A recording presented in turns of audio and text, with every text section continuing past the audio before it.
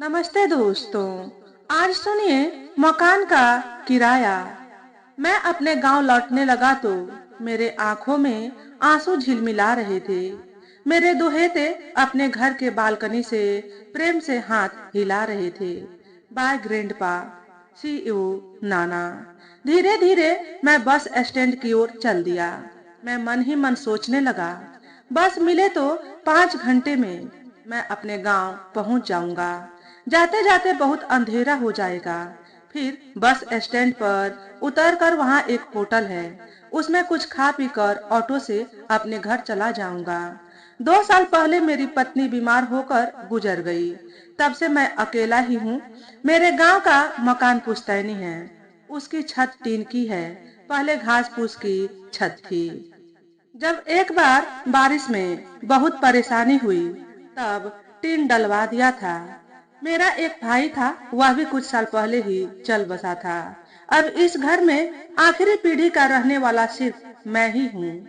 मेरी इकलौती बेटी बड़े शहर में है, अतः वह यहाँ नहीं आएगी। जब बारिश होती है तो छत से यहाँ वहाँ पानी टपकता है। एक बार इतनी बारिश हुई कि दूर स्थित एक बांध टूट गया और कमर भर पानी मकान के अंदर तक जा घुसा था। कई बार सोचा घर की मरम्मत करा दूं, पर इसके लिए भी 1 आध लाख रुपए तो चाहिए ही। मैं सरकारी नौकरी से सेवानिवृत्त हुआ हूँ, अतः मुझे पेंशन मिलती है। उम्र के साथ दवा भी खाने होते हैं, मगर फिर भी इस खर्च के बाद थोड़ा बहुत बच जरूर जाता है। 2 महीने में एक बार मैं शुक्रवार को दोहेते को देखने की उत्सुकता में बेटी के घर जाकर 2-3 दिन ठहर कर खुशी खुशी दिन बिताकर मैं वापस आ जाता हूँ। इससे ज्यादा ठहरना मुझे ठीक नहीं लगता। मेरे दामाद अपना प्रेम या विरोध कुछ भी नहीं दिखाते। मैं घर में प्रवेश करता तो एक मुस्कान छोड़ अपने कमरे में चले जाते।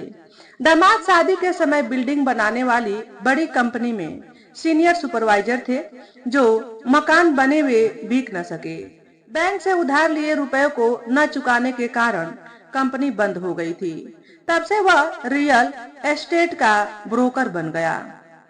कुदरत की मर्जी से किसी तरह सब ठीक ठाक चल रहा है पापा, ऐसा मेरी बेटी कहती। पति की नौकरी जब चली गई थी, तब मेरी बेटी दोपहर के समय टीवी सीरियल न देखकर सिलाई मशीन से अड़ोस पड़ोस के बच्चों व महिलाओं के कपड़े सिलकर कुछ पैसे बना लेती। पापा, आपने कहा था ना कि बीए कर लिया है तो बेकार मत बैठो, कुछ सीखना चाहिए। तब मैं सिलाई सीखी, वह अब मेरे काम आ रही है पापा, भाव विभोर होकर वह कहती। पिछली बार जब मैं गया था तो दुहेतों ने जिद की, नाना जी आप हमारे साथ ही रहो, क्यों जाते हो यहाँ से। बच्चे जब यह कह रहे थे, तब मैंने अपने दामाद के चेहरे को निहारा। उसमें कोई बदलाव नहीं। मेरी बेटी रेनू ही आंखों में आंसू लाकर कहती, पापा बच्चों का कहना सही है, अम्मा के जाने के बाद आप अकेले रहते हैं, जो ठीक नहीं। आप बीमार भी रहते हो। वह कहती, पापा हमारे मन में आपके लिए जगह है, पर घर में जगह की कमी है। आपको एक कमरा देना हो तो 3 रूम का घर चाहिए। रियल एस्टेट के बिजनेस में अभी मंदी है, तकलीफ का जीवन है।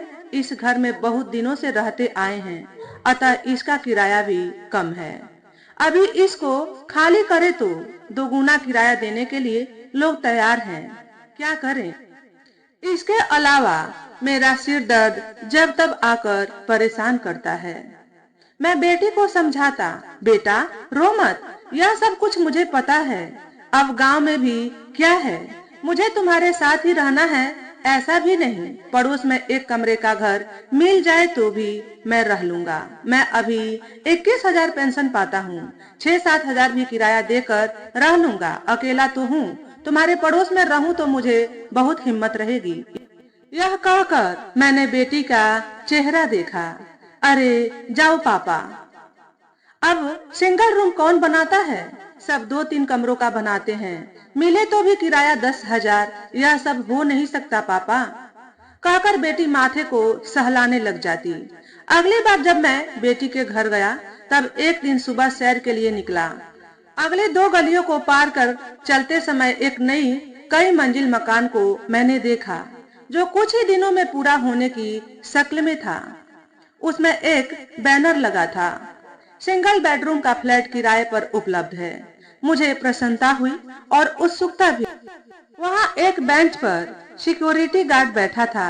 मैंने उससे जाकर पूछताछ की। दादाजी, उसे सिंगल बेडरूम बोलते हैं, मतलब एक ही हॉल में सब कुछ होता है, 1-2 से ज्यादा नहीं रह सकते। आप कितने लोग हैं? वह बोला। मैं बस अकेला ही हूँ, मेरी बेटी पड़ोस में ही रहती है, इसीलिए यहाँ लेना चाहता हूँ। अच्छा, फिर तो ठीक है, घर को देखिएगा, कहकर अंदर जाकर चाबी के गुच्छों के साथ बाहर आया। दूसरे माले में 4 फ्लैट थे। इन चारों में एक ही मालिक है। 3 फ्लैटों के पहले ही एडवांस दे चुके हैं। उसने दरवाजे को खोला। लगभग 250 फुट चौड़ा और लंबा एक हॉल था। उसमें एक तरफ खाना बनाने के लिए प्लेटफॉर्म आधी दीवार खींची थी, दूसरी तरफ छोटा सा बाथरूम बड़ा अच्छा हुआ कॉम्पैक्ट था। किराया कितना है? मैंने पूछा। मुझे तो कहना नहीं चाहिए, फिर भी 7,000 होगा, क्योंकि इसी रेट में दूसरे फ्लैट भी दिए हैं। एडवांस 50,000 है। रख रखाव के लिए 500-600 से ज्यादा नहीं होगा, मतलब सब कुछ मिलाकर 7-8 हजार के अंदर हो जाएगा। दादाजी, वह बोला। ठीक है भैया, इसे मुझे दिला दो। मालिक से कब बात करें? अभी बात कर लो, एक फोन लगाकर बुलाता हूँ, आप बैठिए, वह बोला। वहाँ एक प्लास्टिक की कुर्सी थी। मैं उस पर बैठकर इंतजार करने लगा। सिक्योरिटी गार्ड ने बताया वे खाना खा रही हैं, 10-15 मिनट में पहुंच जाएंगी, तब तक आप यह अखबार पढ़िए। मालिक से बात कर किराया थोड़ा कम करने के बारे में पूछ लूंगा। फिर एक ऑटो पकड़कर घर जाकर लड़की को भी लाकर दिखाकर तय कर लेंगे। बेटी इस मकान को देखकर आश्चर्य करेगी। एडवांस के बारे में कोई बड़ी समस्या नहीं है। मैं पास के एक बैंक में हर महीने जो पैसे जमा करता हूँ उसमें 30,000 के करीब तो होंगे ही। बाकी रुपयों के लिए पेंशन वाले बैंक से उधार ले लूंगा, फिर एक दिन शिफ्ट हो जाऊंगा। यहाँ आने के बाद एक आदमी का खाना और चाय का क्या खर्चा होगा? आप खाना बनाओगे क्या पापा? ऐसा डांट कर बेटी प्यार से खाना तो भिजवा ही देगी। खाना बनाने का काम भी बच जाएगा। पास में लाइब्रेरी तो होगा ही, वहां जाकर दिन कट जाएगा। सामने की तरफ थोड़ी दूर पर एक छोटा सा टी स्टॉल था। मैंने सोचा एक कप चाय पीकर हो आते हैं, तब तक मकान मालकिन भी आ ही जाएगी। वहाँ कॉफी की खुशबू आ रही थी। मैंने सोचा कि कॉफी पी लूं। यहाँ रहने आ जाऊंगा तो नाश्ते और चाय की कोई फिक्र नहीं रहेगी। पैसे देकर वापस आया तो सिक्योरिटी गार्ड बोला, घर के ऑनर आ गए हैं, वे ऊपर गए हैं, आप वहीं चले जाइए। मैं धीरे धीरे सीढ़ियां चढ़ने लगा। ऊपर पहुंचकर ऑनर को नमस्कार बोला। पीठ दिखाकर खड़ी वह महिला धीरे से मुड़ी तो वह मेरी बेटी रेणु थी। तो दोस्तों, आज के वीडियो में बस इतना ही।